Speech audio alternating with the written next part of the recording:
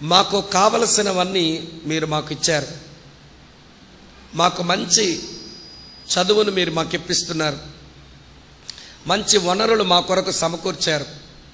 మంచి భోజనం మాకు ఇస్తున్నారు. కానీ నాన్న అంటూ పిలుస్తూ మీ దగ్గరకు రావాలంటే మాకు చాలా భయమేస్తుంది. అందుకు గల కారణం మీకు తెలుసు. రాత్రి మీరు వచ్చినప్పుడు బాగా తాగి వస్తారు. ఎదురుగా మమ్మీ కానీ మేము కానీ ఎదురు పడితే మమ్మల్ని బాగా కొడతారు. ఉదయాన్నే మీరు లేచేసరికి మేము వెళ్ళిపోతాం. మేము మిమ్మల్ని కలుసుకున్న ప్రతిసారి మీతో దెబ్బలు తింటున్నాం. అందుకే మీరంటే మాకు భయం. అందుకే మీతో మాట్లాడలేకపోతున్నాం అని బాధతో వాళ్ళు చెప్పారు.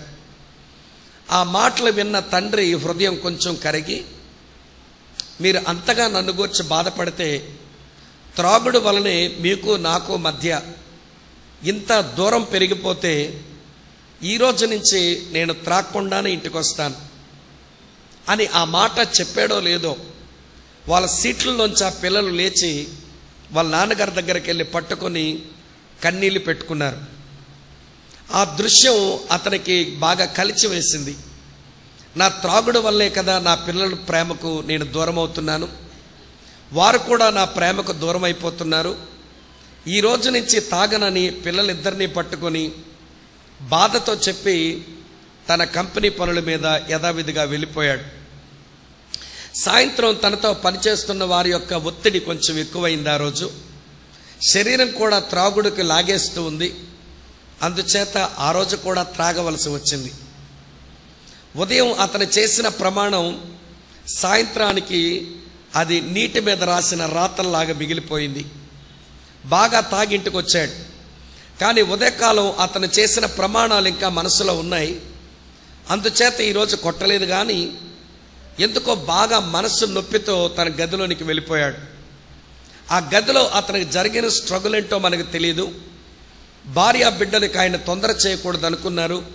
వారు కూడా నిద్రపోయారు. ఉదయాన్నే పిల్లలు వెళ్ళిపోయారు. ఆయన తలుపు తీసుకుని బయటికి రాలేదు. భార్య వచ్చి తలుపు కొడుతుంది, తలుపు తెరవడంలా. సరే, ఇక పక్క వాళ్ళని పిలిచి, ఇంట్లో పనిచేసే వాళ్ళని పిలిచి ఆ తలుపులు తీయిస్తే అక్కడున్న ఫ్యాన్కు ఆయన ఉరిపోసుకుని చచ్చిపోయాడు. అక్కడ ఒక నోట్ రాసి పెట్టాడు.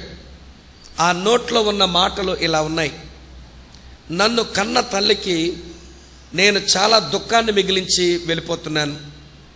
నన్ను కట్టుకున్న భార్యకు మానని గాయాన్ని చేసి వెళ్ళిపోతున్నాను. నేను కన్న నా పిల్లలకు త్రాగుబోతు పిల్లలు అనే ముద్ర మిగిల్చి వెళ్ళిపోతున్నాను. నన్ను సృజించిన దేవునికి ఒక నశించు ఆత్మగా మిగిలాను. ఈ మాటలే రీడర్స్ డైజెస్ట్ వాడు రాసి దానిపైన ఒక టైటిల్ వేశాడు. ఆ టైటిలే ఈరోజు నా మెసేజ్ టైటిల్. ఆ టైటిల్ ఏముందంటే, రాగల తరములలో పుట్టబోవు వారికి మీరు మిగుల్చినదేమి, what we are going to leave for our future generations. మన వెనకాల వస్తున్న మన తరానికి మనము మిగుల్చున్నదేమి. ఈ త్రాగుబోతు ఎవరికి ఏమీ మిగల్చలేదు. ఎన్నో కర్మాగారాలు కట్టాడు. ఎంతోమంది ఉద్యోగస్తులను పోషిస్తున్నాడు. తన కింద పనిచేస్తున్న వారు చాలామంది ఉన్నారు. కానీ విచారకరమైన విషయం, ఆయన ఏమీ మిగల్చలేదు. దేవునికేమీ మిగల్చలేదు. తల్లికి, భార్యకు, పిల్లలకు యోగ్యమైనవేమీ మిగల్చలేదు. కనుక ఈ ఉదయకాల సమయంలో ఈ ఇలస్ట్రేషన్ మళ్ళీ చివరిలో జ్ఞాపకం చేస్తాను, మధ్యలో దాని జోలికి రాను. ఇప్పుడు నా వర్తమానం ఏంటనంటే, దైవజనుడైన ఆసాపు దేవుని ప్రజల ముందు ఇలాగే నిలబడి, రాగల తరములలో పుట్టబోవు పిల్లలకు మీరు ఏం మిగులుస్తున్నారు అని ఒక ఛాలెంజ్ విసిరాడు. ఆ సవాలే 78వ కీర్తన. చూడండి, 78వ కీర్తనలో ఆయన ఏమంటాడో, 5వ చరణం: రాగల తరములలో పుట్టబోవు పిల్లలు దానిని ఎరుగునట్లును, వారు లేచి తమ పిల్లలకు దాన్ని వివరించినట్లును, వీరును దేవుని యందు నిరీక్షణ గలవారై దేవుని క్రియలను మరువక యుండునట్లు, తల్లిదండ్రులారా మీ పిల్లలకేదో మిగల్చండి, తాత మామగారులారా మీ మనవళ్లకు మనవరాలకేదో మిగల్చండి, సమాజంలో నాయకులారా మన వెనకాల వస్తున్న పిల్లల కొరకేదో మిగల్చండి, సేవకులారా, మీ వెనకాల వస్తున్న తరానికి మీరు ఏదన్నా మిగల్చండి అని ఆయన ఒక సవాలు విసురుతున్నాడు.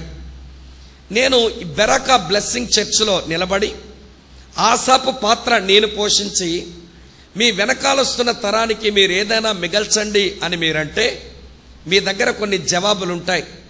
మేము చాలా మిగులుస్తున్నామండి, మా పిల్లలకు మంచి ఎడ్యుకేషన్ ఇస్తున్నాం, మంచి క్లోతింగ్ ఇస్తున్నాం, మంచి ఫుడ్ పెడుతున్నాం, మంచి సోషల్ స్టేటస్ ఇస్తున్నాం, మంచి ఫ్యూచర్ మా పిల్లలకి మేము ఇస్తున్నాం అని మీరు జవాబిస్తారేమో.